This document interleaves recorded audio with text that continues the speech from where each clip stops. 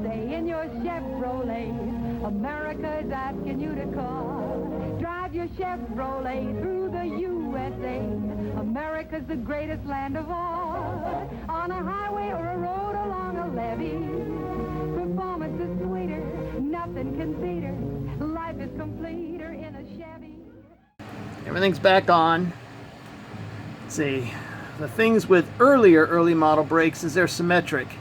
Other than we have the parking brake, which comes up in the back, and then there is that E-clip that hooks it up at the top. So as you pull on it, it forces the top of this out. The springs are symmetric. They go on the outside of that spacer, which holds the top of the shoe in. These springs with retainers and washers and pins, so forth, all come in. They're the same front and back. What's different here is that the adjuster, in this case, in order to line up with the slot in the backing plate, has to be towards the front. And so I've determined that in order to expand the shoes, that the top of the star wheel has to come from the outside to the inside. So when I'm in the back and I am using the adjusting spoon or whatever it's called, then I need to make sure that I am spreading the shoes by rotating the star wheel from the top down as viewed from the back. So I'm going to put the hub back on, hold it in place with a couple of lug nuts so that it is hard up against the hub face. And I think I called that a hub, it's a drum. By the way, the fins on it, it's off of a 64, but none of the other brakes. In other words, the self-adjusting part of the later early brakes is not in this setup. So it's more than likely original setup to the wagon. Again, drum on, 2 lug nuts, hold it hard against the hub, and then adjust the star wheel through the backing plate slot until I've got a bit of a drag.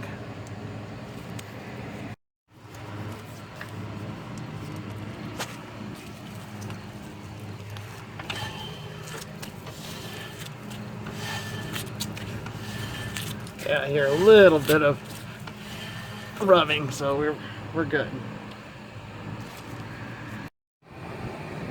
Move to the front, the driver's front.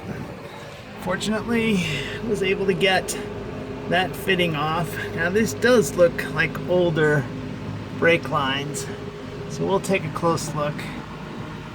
Not a fan of dropping the tank, but do what we gotta do, and that's how you replace that front hose, is by dropping the fuel tank out of the way, because the tubing runs on top of it. But I'm gonna cut this old hose so that I can get a full combination wrench up over it into the hex, and then we'll clean out the wheel cylinder and go from there. So the brake system's put back together. We've got new caps on the ends, spring cups, new pistons. We use these push rods. This is the new hose in place, going into the back with a new copper washer. And like before, the bleeder has some light on it here. The bleeder has come out, been cleaned, put back in, lubricated with some brake fluid. I have cleaned the bearings. They are in need of grease. We'll put them back on. I'm pretty much going with the determination here that these brake lines are shot. I don't trust them. Be able to use that junction block, it's brass, it'll be fine. So yeah, a good clue was how easily this original stuff bent to get it out of the way. The original stuff was pretty hard line. So that being determined, we will get a chance to reuse our new brake lines, which means that the gas tank will be coming out. That's all right. I wanted to clean it anyway.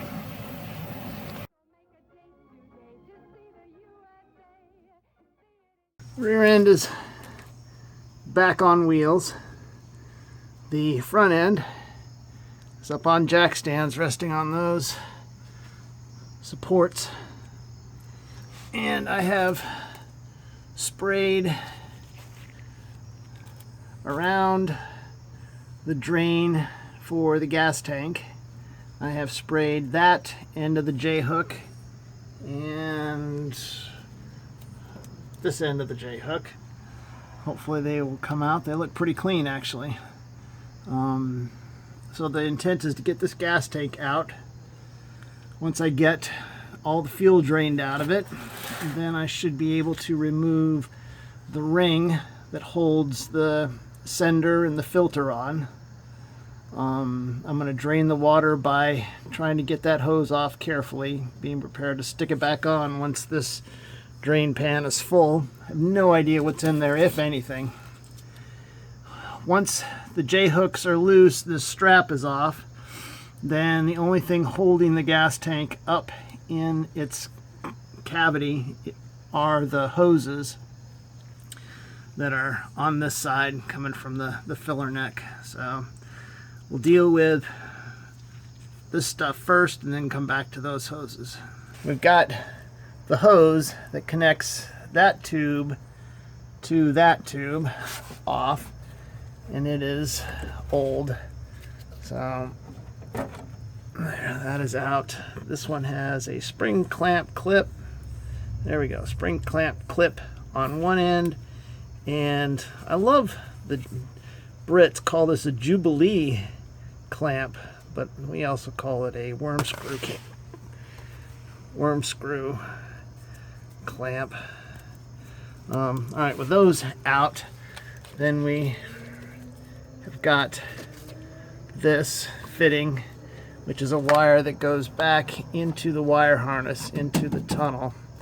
And then the other is the ground, and that attaches to that screw there to complete the circuit through the sender, this being the body of the sender, and then this being the isolated hot that goes to the variable resistor, which is the sender. So we've spun the ring out. It's hard to see in that light. The ring goes up into there, and then when you rotate it, it will lock the tangs of the ring and then push the sender up against the face of the opening of the gas tank.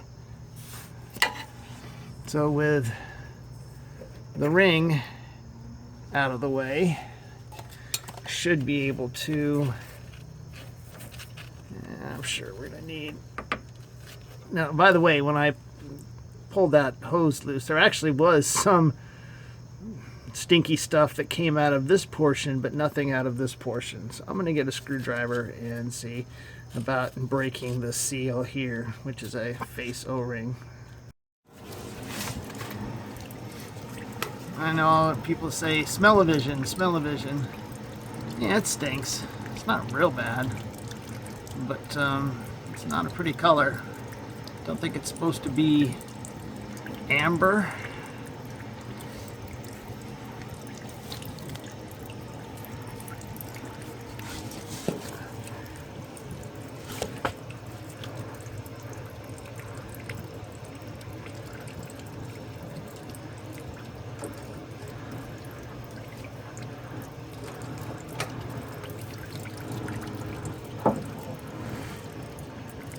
Okay, so that body there is where the resistor portion of the sending unit goes. And then we've got the sock filter coming out, and the float should be the last thing out of the coming out of the hole.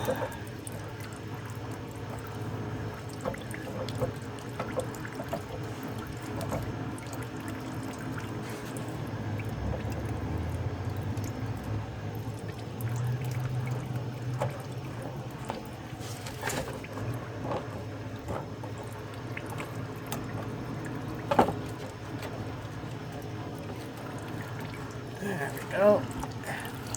Not much left of that float. Interesting. Okay.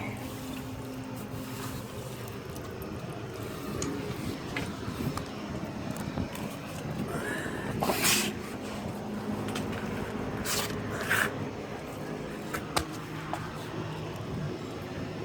think I've seen a get better light.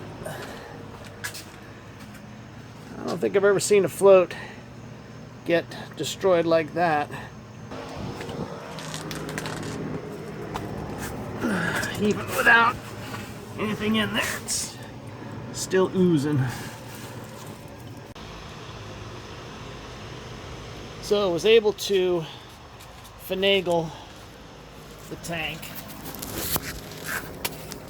because of the way the corner of that tank is bent up. You can actually finagle it out with the filler hose and everything still connected.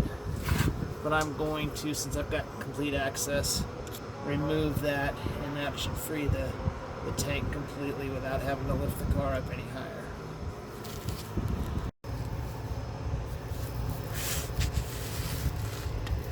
And that is where the gas tank sits. And that is the hole out to the filler. And you can see right across the top is a brake line.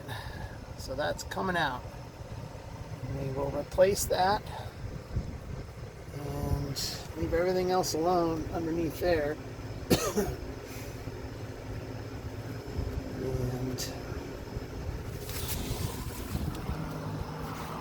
And there's the gas tank. On the outside looks pretty good. I was not able to deal with those clamps, but they're new clamps with the replacement hoses. You can see that this just turned to ooze with the fuel eating it away. So I'll just rip this off, get this clamp off, clean this up, coat the inside, prime and paint the outside after going at it with a wire brush to clean it up.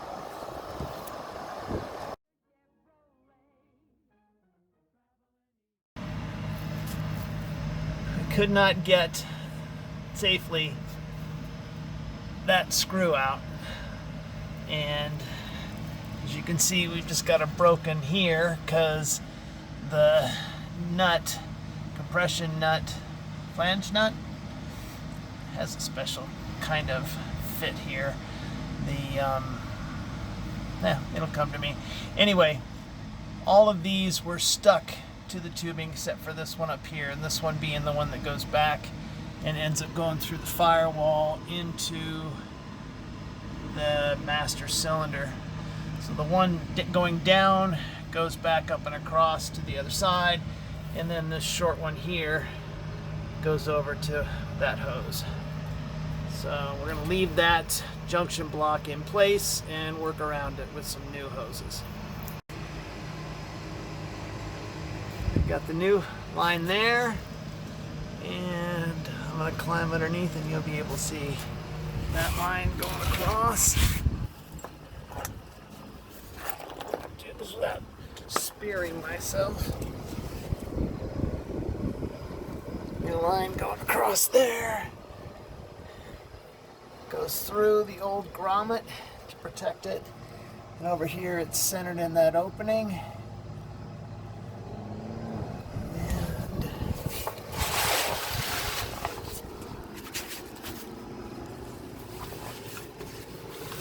And there it goes into where we meet the new hose, and then out from there.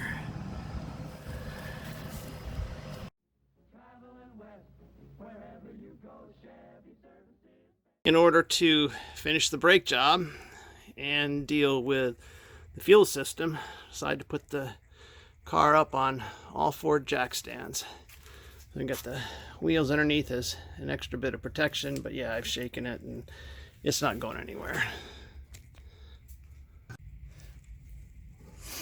So like the other side, I'm going to cut the hose so that I can get the box end of a combination wrench on that to break it loose. while I'm back in there, I'll clean things up, and somewhere there's the bleeder. I will make sure that is loose. Once that's done, then I'll pull the drum off and see what we have behind there. Here's the new line sitting there ready to screw into the new brake hose.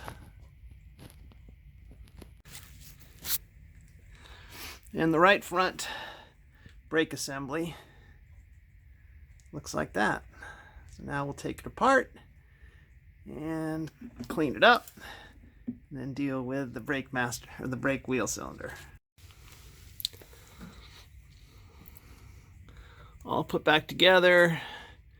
We lubricated the seals and the pistons and the springs and shoved them all back in there in the way they're supposed to go. The hose, there's the hose. It's been screwed in. Now, what I had to do was, because of the bend, I'll stop pointing, because of the bend, I had to start the tube fitting, the brake line fitting, into the end of the hose through the opening of that bracket that holds it, because there was no room back behind to start it. And then once it was started and screwed down a little bit, I was able to shove the end of the brake hose, that fitting, up into the octagonal opening, and then press in the retainer, and then tighten up the nut for that fitting. So that's ready to go. The right front bearings and retaining hardware and seal have all been cleaned, rinsed, and are now drying. The bearings are greased.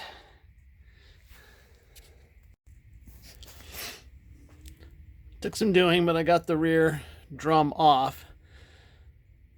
While it didn't seem like the shoes were dragging too much, I could not release them. They seemed to be grabbing on here. So what I ended up doing is, see, there's a slot right there. I lined it up with the star wheel, and then using the brake tool through the star wheel, I pried down, because I knew that was the direction of compressing the length so that those shoes would come together. And I got it off. So this is a non-adjusting, non-self-adjusting, but it has the lever coming up in the back there for the parking brake. Also removed the hose and the bleeder. I'm going to clean that up. It did not spin real freely. Southward or north, near place or far, there's a Chevrolet dealer for your Chevrolet car. See the USA in your Chevrolet. The Rockies way out west are calling you. Drive your Chevrolet through the USA, where fields of golden wheat pass and review. Whether traveling light or with a load that's heavy, performance is sweeter.